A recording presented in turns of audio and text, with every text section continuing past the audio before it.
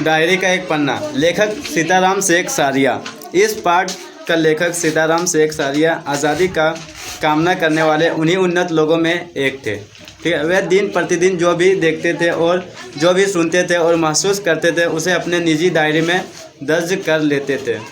यह सिलसिला कई वर्षों तक चलता। इस पाठ में उनकी डायरी में 26 जनवरी 1931 का लेखा जोखा है। नेताजी सुभाष चंद्र बोस और समय साथ साथ लेखक के साथ कलकत्ता के लोगों ने देश के स्वतंत्रता दिवस को किस उत्साह से मनाया, लेकिन अंग्रेज प्रशासकों ने उसका अपराध मानते हुए उसको और ख़ास तौर पर महिला कार्यकर्ता पर कैसे कैसे जुल्म किए, यही सब इस पाठ में बताया गया है। 26 जनवरी 1931 तो आम अमर दिन है। आज के दिन ही पूरे भारत में स्वतंत्रता दिवस मनाया गया था। इसके लिए तैयारियां बहुत की गई थी। पिछले साल तो तैयारियां बहुत साधारण थी। पिछले वर्ष जितना अपना दे सकते थे उतना दिया था। केवल प्रचार में 2000 रुपये खर्च किया गया था। इसी तरह जो कार्यकर्ता था उसका घर जा जाकर उन्हें समझाया गया था। बड़े बाजार के अधिकतर बड़े मकानों पर राष्ट्रीय झंडा फहरा रहा था और कई मकानों पर तो ऐसे सजाया गया था मानो स्वतंत्रता मिल गया था। कोलकाता के हर एक भाग को झंडे लगाए गए थे। जिस रास्ते से मनुष्य जाते थे उसी रास्ते से मनुष्य उत्साह और नवीनता मालूम होता था। लोगों का कहना था कि इसी सजावट पहले कभी नहीं हुई थी। पुलिस भी पूरे ताकत से शहर में भ्रमण करके प्रदर्शन कर रही थी। मोटर गाड़ियों में गोरखे थे। कई शहर में गाड़ियों को भरकर गोरखे को चक्कर लगा रहे थे। पुलिस नहीं थी, सारी पुलिस को इसी काम में लगाया गया था। बड़े बड़े पार्कों और मैदानों को पुलिस ने सुबह से ही घेर लिया था। मूली कट के नीचे जहां सभा होने वाले थे उस जगह को तो सुबह के 6 बजे से ही पुलिस ने बड़ी संख्या में घेर लिया था। लेकिन तब भी कई जगह पर तो मैदान में ही झंडा फहराया गया था।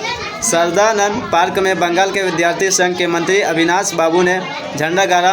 पुलिस ने उनको पकड़ लिया और बाकी लोगों को मारा और वहां से हटा दिया। तारा सुंदरी के पार्क के बड़ी बाजारों में कांग्रेस कमेटी के नेता हरिश्चंद्र सिंह झंडा फहराने गए, लेकिन वह अंदर नहीं जा सके। वहां बहुत भीड़ थे और मारपीट भी हुआ, जिससे काफ़ी लोग के सिर फट गए थे, जिसमें बहुत सी लड़कियां भी थी। सभी को गिरफ्तार कर लिया गया। 11 बजे मलवारी प्लस 2 विद्यालय के लड़कियों ने विद्यालय में उत्सव मनाया, जिसमें जानकी देवी और मदरसा नारायण भी गए थे। इसके बाद 2-3 लोगों के गिरफ्तार कर लिया, जिसमें मुख्य पूर्णादास और पुरुषोत्तम राय थे। सुभाष बाबू के जुलूस के भाग पूर्णादास पर था।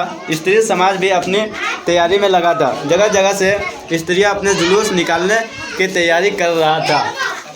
कोलकाता वासियों के लिए 26 जनवरी 1931 के दिन इसलिए महत्वपूर्ण था क्योंकि इस दिन वह स्वतंत्रता दिवस का आयोजन का पहली आवृत्ति था और इस अवसर पर वहां सुभाष बाबू की जनसभा की जाने वाली थी।